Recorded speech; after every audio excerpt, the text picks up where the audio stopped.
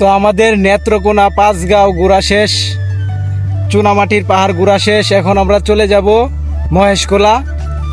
তো মহেশখোলা গিয়ে দেখি ঘোরার কেমন জায়গা আছে, ওইখানে গিয়ে দেখবো। আর রাতে ক্যাম্পিং করব। তো আমাদের নেত্রকোনা কিন্তু ট্রেকিং করা শেষ।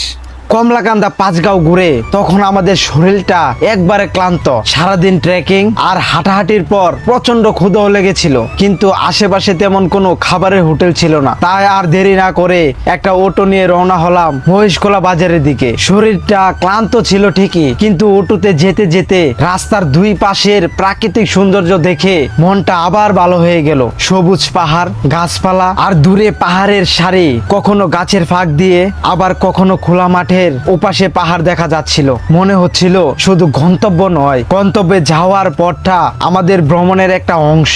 অবশেষে পৌঁছে গেলাম মহেশখোলা বাজারে। সারাদিনের ট্রেকিং এর পর প্রথমেই একটা হোটেলে বসে নাস্তা করলাম, কিছুক্ষণ বিশ্রাম নিয়ে আবার বেরিয়ে পড়লাম পরবর্তী গন্তব্যের উদ্দেশ্যে। এরপর আমরা চলে গেলাম মহেশখোলা মুক্তিযুদ্ধ স্মৃতিসৌধে।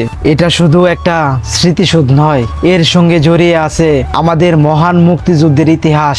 1971 সালে মহেশখোলা ছিল 11 নম্বর সেক্টরের 1 নম্বর সাব সেক্টর। এই এলাকার মুক্তিযোদ্ধারা সংগঠিত হয়ে প্রশিক্ষণ ও বিভিন্ন যুদ্ধে অংশ নিতেন। আজকের এই শান্ত জায়গাটাই এক সময় ছিল মুক্তিযুদ্ধের একটি গুরুত্বপূর্ণ এলাকা। স্বাধীনতার জন্য জীবন দেওয়া বীর মুক্তিযোদ্ধা ও শহীদদের স্মৃতির প্রতি এখান থেকে জানাই গভীর শ্রদ্ধা।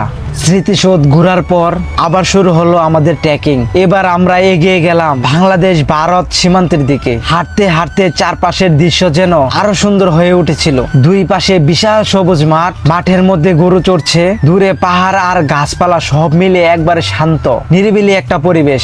এক সময় দূর থেকেই চোখে পড়লো ভারতের সীমান্তের কাঁটাতারের বেড়া। এক পাশে বাংলাদেশ, ঠিক ও পাশে ভারত, মাঝখানে শুধু সীমান্তের কাঁটাতার, অথচ প্রকৃতির সৌন্দর্য যেন দুই পাশেই একই। কিছুক্ষণ এখানে দাঁড়িয়ে সবুজ প্রকৃতি আর সীমান্তের এই সুন্দর দৃশ্যটা উপভোগ করলাম।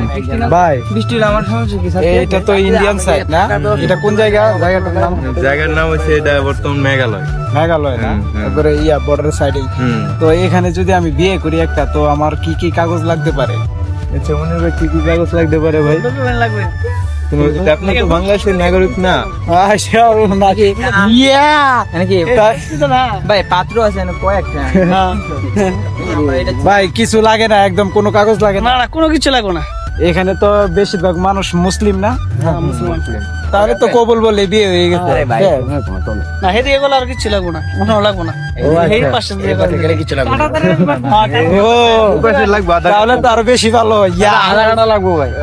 ওটা তো আমার আইডেন্টিকেট লাগবে, আইডেন্টিকেট সাথে গেলে এরপর এলাকার কয়েকজন স্থানীয় মানুষের সঙ্গে আমাদের দেখা হয়ে গেল। কথা বলতে বলতে কখন যে জমিয়ে আড্ডা শুরু হয়ে গেল বুঝতেই পারিনি। তাদের সঙ্গে গল্প করলাম, একটু হাসি ঠাট্টাও করলাম।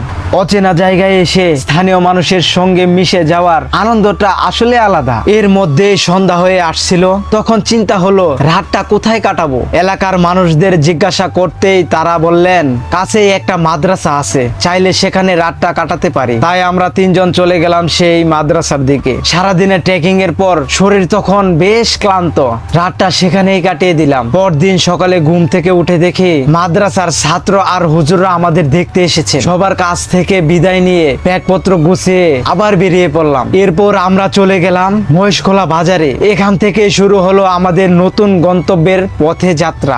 নতুন সকাল, নতুন রাস্তা, আর সামনে অপেক্ষা করছে নতুন কিছু অভিজ্ঞতা। মহেশখোলা থেকে এরপর আমরা কোথায় গেলাম, কি কি দেখলাম, সেটা জানতে হলে অবশ্যই চোখ রাখবেন আমাদের পরের ব্লগে। আজকের মতো এখানেই বিদায়। আবার দেখা হবে নতুন কোনো পথ, নতুন কোনো প্রকৃতি আর নতুন কোনো গল্প নিয়ে।